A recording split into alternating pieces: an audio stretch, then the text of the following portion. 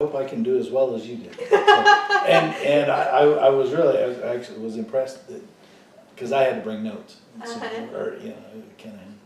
That I did a good job winging it. Well, I don't know, I think you studied a little bit. So. Okay? Good to go. All right, well, good. Well, Jennifer, thank you for letting us come and play video today. And You're welcome. And thank you for volunteering to be my guinea pig or Of course. client or and so but maybe to maybe to get started, can tell me a little bit about yourself. Well, I am 38, Okay. almost 39. I'll be 39 in like a week. Okay. I've been married for just about 15 years, and we have 4 children. Mm-hmm. 2 of them we're a blended family. 2 of them are out on their own, and then we have a 17-year-old and a 12-year-old still at home. I've spent. So tell me how is that the family as you have it now, how is that compared to your family growing up?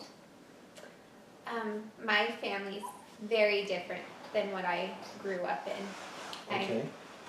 My childhood was definitely not a stable one. It was definitely Okay. not a stable childhood, so I've definitely tried to create a more stable foundation for my children.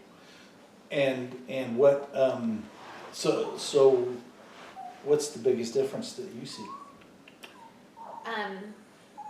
between your family growing up and the environment that you're trying to create? Oh gosh, everything. Okay. I guess sometimes you'll hear me joke that I knew how to be a parent by just not doing what my mom did. I know that sounds Okay. really terrible, but well, Right. we moved about once a year. Okay. My mom's been married 4 different times, Okay. so there were lots of husbands, boyfriends, few fiancés in there. Okay. So we were talking earlier about a revolving door, so you had one of those growing up? Yeah, there was definitely a revolving Okay. door. Yeah, So yeah. okay. Mhm. And so, okay, and so how has that affected what you try to do for your kids? Well, I guess it's made my marriage very important to Okay. me. You know, having, I feel like a good marriage and a happy marriage is, foundation, Okay. for a solid foundation for my children to grow up on or in. So creating a solid base, a solid foundation, and is that in part due to you're not having that? Oh yeah, definitely. Yeah, definitely. I think I've said before that, the way that I grew up, it was kind of like walking around on, a ground that was quaking. Uh-huh. It was always, you never knew what to expect. So there was always a lot of insecurities or instabilities that came out of that, it was kind of like walking around on an earthquake with a couple of tornadoes like swirling around you. It's okay, Yeah. all right. And so that's real encouraging, and it's admirable that that you recognize that, Mhm. and that you see that is not something that you want for your kids and Yeah. or your stepkids, and so how did that affect you coming into, say, a pre-existing family? You know, I thought that, that I was like, I got this, I can do this. But, there was definitely some, there were times I realized very quickly that I bit off more than I could chew. Okay, There's a lot that goes along with, going into a relationship. At the time China was 2. So at the time I was a single mom. China okay, was 2. right, And Ralphie had 2 young children. They were 4 and 6 at Okay. the time, and so I was ready for it, or maybe I thought I was ready for it. But I mean, Sure. there was definitely some difficulties there. I think probably pretty typical difficulties. Kind of, you have the voices on the outside from what extended family thinks you should be doing, and then you have an ex-wife that wasn't always so easy to deal with, and my aunt and Tyler also had some things to deal with because they were 2 little kids of divorce. So Mhm. I mean, so it was challenging at times. So how did that relate to when you were growing up? I think how it related is that, one, I didn't really know how to be a parent. There was sometimes things I just didn't know how to deal with it because I didn't have a good example. But it also made it to where I wanted them to be okay. I wanted them to have what I didn't have. I wanted to try and create some kind of, a home and, stability for them in a time when they weren't feeling so Okay. stable. So how did you do that? Gosh, that's a tough question. I guess we just. So I guess, so how did you figure out what so if you're telling me growing up you had no idea what stability was, Mhm. how did you come up with what you felt stability would look like? I think I just did the exact opposite. I don't know. Okay, I just figured what I had wasn't good. Mom did this, so I'm not gonna do that. Yeah, So so okay. so we did, we did a lot of family things. Okay. All of us together. Every weekend we were taking them to do something, or just spending time together, cooking Okay. together. Me sewing them Halloween costumes. And those were things you didn't have growing up? No, Okay. just a lot of I put them in swim lessons, and Mhm. and when I got pregnant with Mateo, we made sure to include them in that whole process. Okay. No, see, I'm the baby of my family, so I never had the experience of my mom having another child after me. But I just felt like it was Sure. important. Okay. I didn't want them to feel like any of them were being replaced in any way, shape, or form. That it was that we were a unit. As a matter of fact, we would often say when they were, well, I want to do this, I'd be like, well, we're not a Mayan, we're not a China, we're not a mom, we're a family. Yeah, So it was okay. we were always very collective. It was always about everybody, not. And it was really always, and for Ralphie and I, it was really always about the kids. Okay. So when you're growing up, did you feel dysfunction in the family? Oh yeah, I'm sure that I did. So can you tell me tell me about that. Tell me what made you feel dysfunctional about that? What do you? I'm not certain what you So or maybe can you say, at what point did you make that decision, said, this is not what I want to do.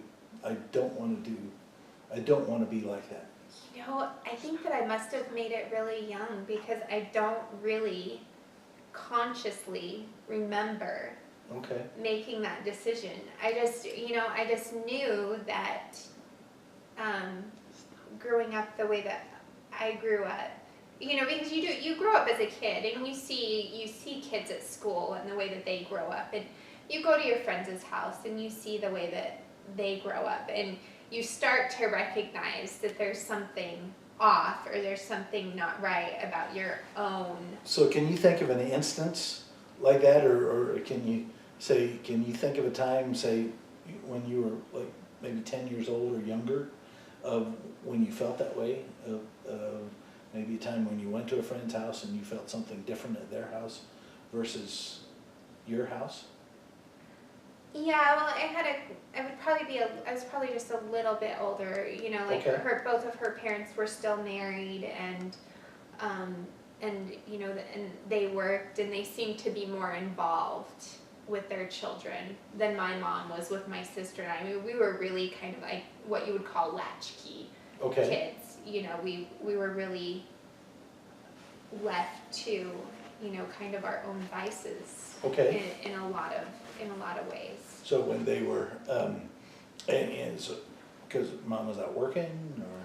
Yeah, well, a lot of so I mean, she was a lot of times working. She was a single mom, so a lot of times she was working, but also a lot of times her relationships with men or I felt like her relationships with men took precedent Okay. to her being a parent. Okay. And so how did that affect the lifestyle choices that you made?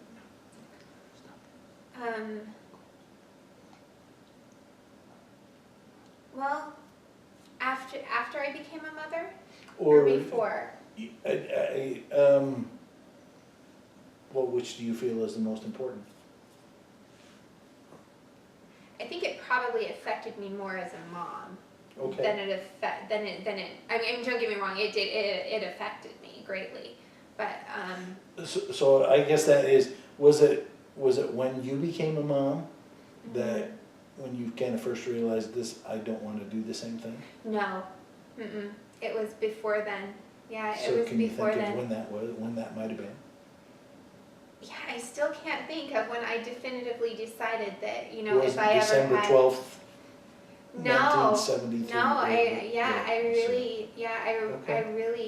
really can't remember. And I think there's often a lot of my childhood that I don't remember, and I think it's because I think that it's because if you grow up having an earthquake under your feet and tornadoes swirling around you all the time, or that's what you feel like you're living in, then you there's a lot you end up just not remembering just because it feels like chaos. If So that makes sense. right, well, so is it fair to say, did you feel secure growing up? Oh no, absolutely not. Yeah, no, I don't ever remember a time of feeling secure or ever feeling like I wasn't in fight or flight. Okay. I've always functioned in fight or flight. That was just my normal functioning speed. Was it? Uh-huh. Yeah, it was just, I've always got to be ready to go or to handle this or to handle that. And honestly, I don't think I fully realized that I'd always, my entire life, been functioning in fight or flight until we started the program. Oh, really? Yeah, I don't think I really realized it. And then when I started thinking about it and when I finally started seeing a counselor, because I never went and saw a counselor until we started the program because I had to. Oh, right. Yeah, and so I didn't realize until. But I think that's impressive that you Mhm. that you were picking up on that even before you Yeah. got into adulthood, and so you had that feeling that there wasn't something quite right, or that Yeah. this wasn't where you wanted to be, Yeah. and you were searching for ways to switch that up. Yeah. Okay. Yeah, for sure. I was. Yeah, definitely I was. So how's your life different today than back then? than when I was a child. Yeah. Do you have, so you didn't have that feeling of security back then? How do you feel today? Oh, there's a lot of there's a lot of security in my life today. There's a foundation, Okay, and one of the things I work on now is I fear. I have a lot of anxiety surrounding anything disturbing that foundation.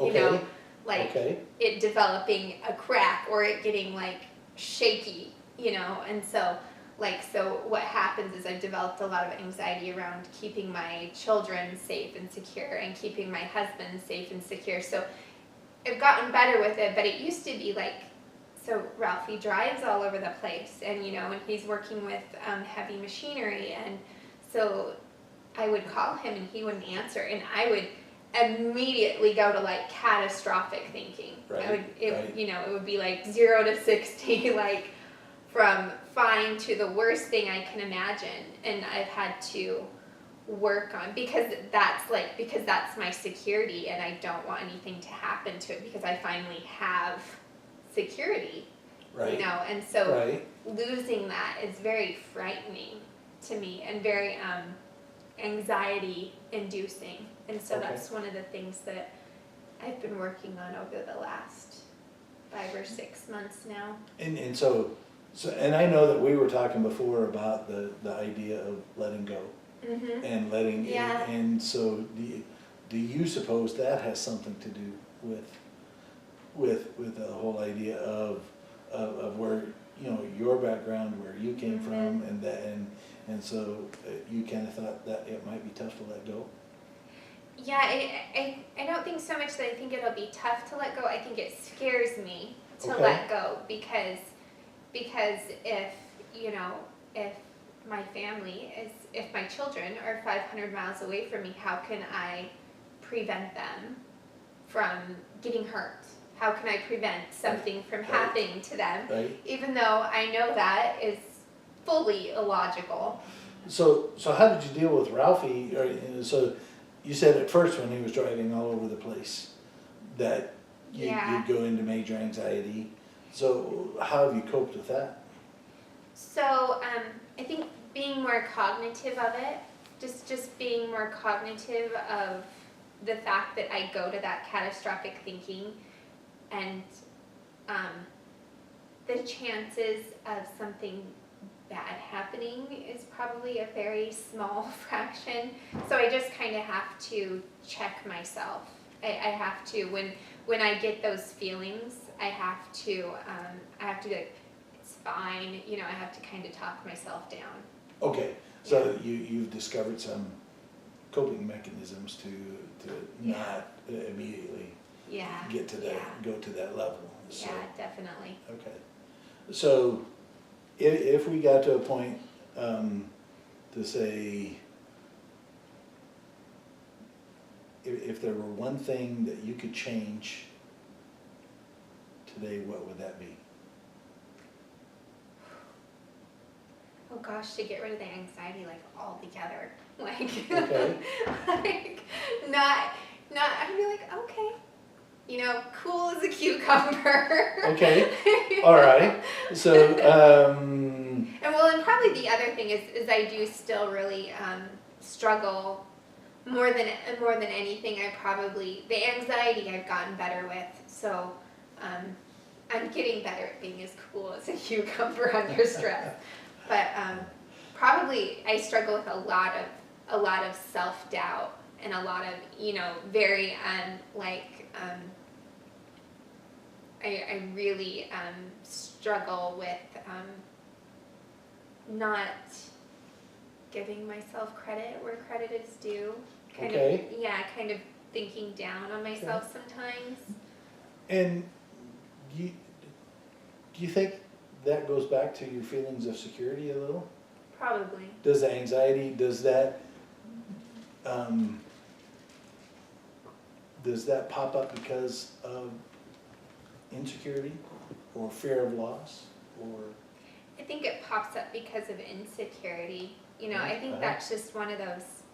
I think it's just one of those things that I I don't ever remember my entire life really feeling fully confident in myself. Okay. Yeah. Are you a good person? I think so. I really try my best No. to be a good person. Well, yeah, but I mean, so who does Jennifer think she is? um, If you were to step out and look back in, uh-huh. do you see a good person sitting there? I do. Okay. Yeah. I do see a good person. I definitely, hope that others see Okay. a good person. I do try to really function in that realm. Right, right. I mean, we all make mistakes here and there, but see, and I can say that, but when I make a mistake, oh man, can I be my own worst enemy? Beat Yeah. yourself up pretty hard. Oh yeah. And are you tougher on yourself than other people would be? Probably. And where do you think that comes from? I really don't know. The only thing I can figure is just kind of the, I mean, and I know I've mentioned this a little bit before, by the time I was 2, I was a victim of some pretty awful sexual abuse Mhm. up until, so even before my memories were forming. So from the ages of 2 to 4, when I was developing that permanent memory, Mm-hmm. and my mom did have me go to a counselor when I was very young. I mean, I have vague memories of going to a nice. counselor and dealing with some of that. So, I haven't grown up with the idea of, blaming myself for what happened. Mm-hmm. But, that's the only thing that I can connect it back to, is that on some level that has affected my self-esteem. And I don't know if I get that because that's what it's supposed to be expected when that Okay. happens to you, Mm-hmm. or Or were you, yeah. or that's where it See comes that? from, but the only thing I can think of is that, it was that, and then a contributing factor of growing up in a very, I guess maybe growing up in it as a child, not feeling like I mattered, Okay. so I think sometimes you internalize that, and you're like, Well, and particularly as kids, well, not as kids, but we all want to have a sense of security. mhm, We want to have a sense of belonging. mhm. We want to have a sense of importance. Yeah. So I'm wondering if your anxiety builds on that lack of security and that lack of, Yeah. what do you think? Yeah, no, I think that you're probably right there. Yeah, especially, because of I think I have anxiety in general, but I do have quite a bit of social anxiety Okay, as well. So I think probably, and I think part of that comes from the social anxiety. I think comes from moving once a year my entire life. You're always Mhm. the new kid. Right, And then right. then you also. So I think it was kind of a culmination of things. That. So your first formed memories are of, abuse. right, And and then you're moving around every year, and then you're kind of in this area where your mom's not super stable and you're kind of a latchkey kid. Okay. And really my sister and I in a lot of ways really did raise ourselves, and so I think that it was a culmination of things, but I think definitely the moving around all the Okay. time, it contributed to the social To anxiety that. part of it. So, would you say anxiety is probably the biggest thing you deal with, or that you would want to work on? Or Probably the anxiety and, having some of the negative perceptions I'll hold on to. And I have gotten Okay. better with both of them. okay, And some of it's because I've worked on it, and I think some of it's also age. You know, Right, just right. you get a little bit older and you learn to accept yourself a little bit more. You know, and I think a lot of it too is, you know, just going through the program, you start to, you know, you start to realize, you know, we all struggle with stuff. You do. So what's been your biggest takeaway from that? The program, Yeah. that, you know, we all have battles, that we all struggle with stuff, that we all kind of doubt ourselves. You know, we all Okay. sometimes have that inner critic. Okay, You know, then, you know, that none of us are perfect. We just, you know, we're just trying to get through the day, I guess. You know, and you know, and it's harder to get through the day if you're being that much harder, if you're being hard on yourself. so how does that hurt you or help you with your sense of self-worth? I think that helps me. Okay. It does. It helps me knowing that, you know, that we all struggle with stuff, you Maybe know, and there's that, some other people out there who have problems too. yeah, that maybe some of their problems are worse than mine. I'm kidding. Okay, so if we were gonna, so if you wanted to work on something Mhm. between now and the next time we met, Uh-huh. what do you think you would like to work on? I think probably more than anything, it would probably be the, you know, my inner critic, you know, Okay. the negative cognitions I tell myself sometimes. Okay, so can you tell me what that would look like? As if that, so that inner critic, that inner negativity, if that were gone, what would that look like? What would you say to yourself? I wouldn't worry about what other people think so much. Okay. And again, I have gotten better with some of this, but like that absolutely wouldn't be a worry to me. I would just be like, yeah, whatever. You know, you either like me, you love me, or you hate me. It's all right. You know, but I'll be like, oh, I said something really stupid, and I will obsess about it for hours. Mm-hmm. You know, and so like that would be gone. There wouldn't be, Okay. you know, there wouldn't be those So those worries. if we're gonna work on that inner critic, what do you think 3 things might be that you could, specific things? Like that I could do, or maybe that I could tell myself. Yeah, or maybe prior to that, maybe let's look at, because you mentioned saying something stupid. Mm-hmm.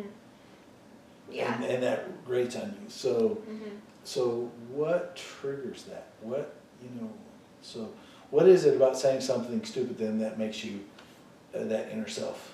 I don't know. Like I don't know where it. Well, yeah, I don't know where it comes from, but I do. But I will. I'll tell myself. Oh my gosh, that was stupid. Why did I say that? You know. But I guess it would look like. I guess I would have to stop myself and tell myself. You know, try and take those negative cognitions and turn them to something more positive. So, Like sometimes everybody says, you know, like you can't know what other people really truly think about you unless you ask. Then you may still not know what they really truly Okay. think about you. But so could that be one thing to work on, is working on catching yourself? before I go to the Going go to into those that- negative cognitions. Yeah, is say, Mhm. oh, I'm headed into a negative cognition, so I'm gonna catch myself and say, this isn't where I wanna go, so. Yeah, yeah, that's probably what I should do, and try and tell myself, I'm doing my best. I'm trying my best. If that's not good enough for someone, then Or just to identify the what's happened just before that.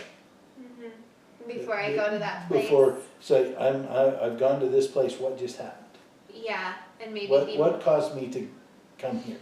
Yeah, maybe be more cognitive of what's happening in between me saying something and Mhm. me thinking bad things about So myself. if we go back and we look at that and just say, oh, I just said something really stupid. Mhm. Can you think about something what it was? Even if you didn't tell me Yeah. but can you think of an incident? Why Yeah, did you think it was stupid? social anxiety piece maybe, because like right now I tend to get most nervous because I tend to get most nervous right now in a more professional setting. Okay. And so when I have to go to like the INCA meetings or Right. you want everybody to like you. You want everybody to appreciate the job you're doing, and and I think that's So where it comes what from. is Like it- I think I'll start like critiquing myself, and it'll just be me critiquing myself. I think it just comes from my own anxiety. It's not anything that anybody else does. It comes from my own. Okay, so it's not a social cue that you pick up on. So it's not a look from somebody else, or No. somebody looks at you, kind of. Uh-huh. So it's really coming from inside. Yeah. I really just think that it's, I think that's probably that's the only thing I can think of is that it's just connected back to that anxiety. And so I start, that's where that negative voice comes in, and I start, So I wonder if that's. critiquing myself. So one of the things we could work on is catching yourself. And if I'm hearing you say something about we keep kind of coming back to the security thing, and the feeling of insecurity, and building on that. What do you suppose we could work on to get you a better feeling of security, so you didn't feel, maybe just one thing? Like more security in myself. Yeah. Oh, that's a tough question.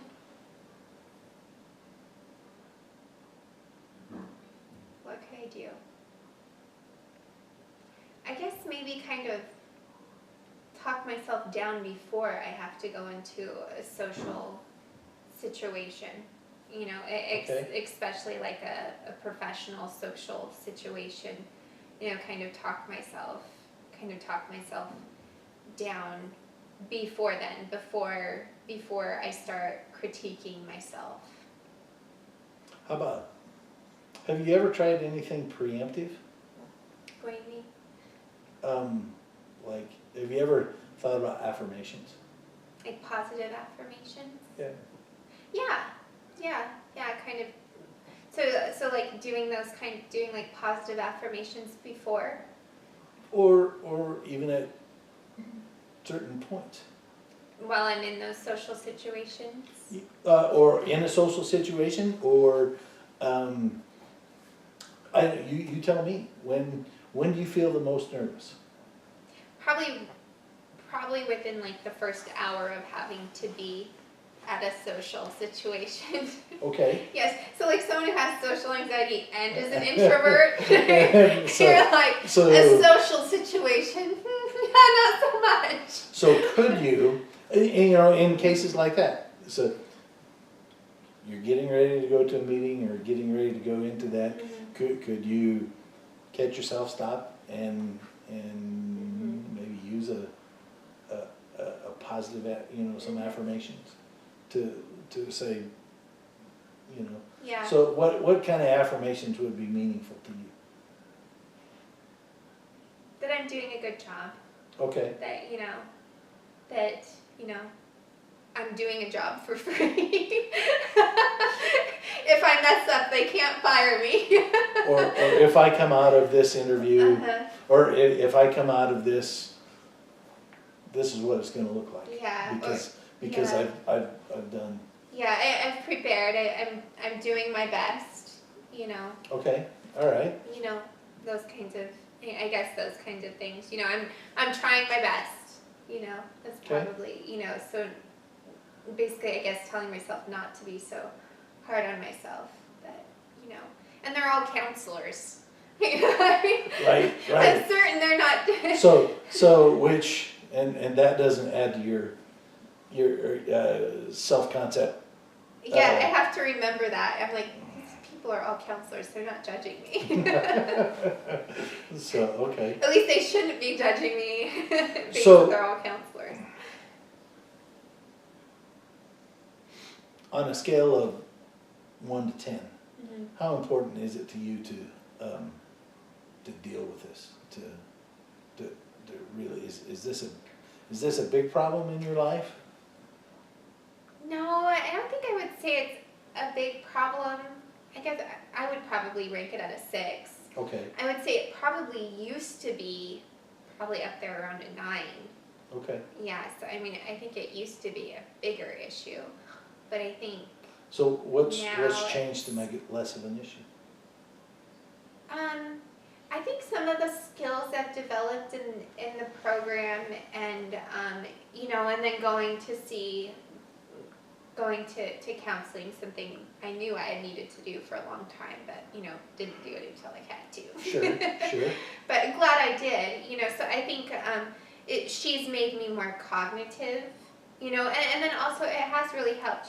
Having all of like you and our other Mhm. and the other people in our Sure. cohort, to kind of talk to Sure. and learn So- from all of you. So it's Okay, and I think on some level it's challenging myself and realizing that it's not so bad. Like when I went and talked at the college graduation I had to go talk at, Mhm.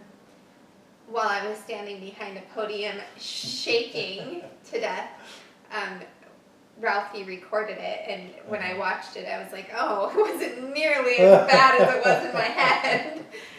So I guess kind of having that.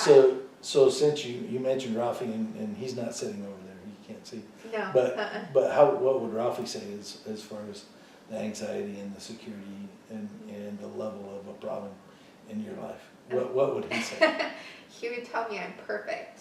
Oh, good. Yes, Uh-huh. yes. So I have to laugh at him when he says that. Okay. Yeah. All right. So, Yeah. He would say I'm perfect. Okay. Well, I think we'll just leave it at kind of 2 things to work on. Okay. Is work on catching those, catching yourself. Yeah, those negative when cognitions. you're negative into those negative, those and work on switching, a lot from, and another term is negative cognitions, or maybe negative self-talk. Yeah. And turn away from the negative self-talk and then recognize the negative self-talk, but then to recognize to do more of the positive self-talk and do more of the affirmations. Yeah. So, Yeah, I can definitely try doing more of that. I have been doing a little bit of that, and I need to do more of it. so, but and that goes back to, but I am very impressed that from the way that you were able to look at your childhood and look at and say, I want to change things. Mhm. I want to do better. I want my kids to Yeah. have something better Yeah. than what I had. And